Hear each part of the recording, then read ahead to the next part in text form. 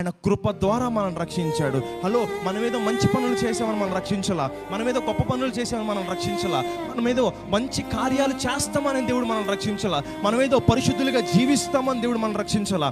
ఆయన మనల్ని రక్షించింది కేవలం ఒకే ఒక్క దాన్ని బట్టి, అది కృప మాత్రమే. హల్లెలూయా, హల్లెలూయా. కృప ద్వారా రక్షించి ఆయన మనం నీతిమంతులుగా తయారు చేస్తున్నాడు. మనం నీతిమంతులుగా తయారవ్వట్లా. హల్లెలూయా, హల్లెలూయా.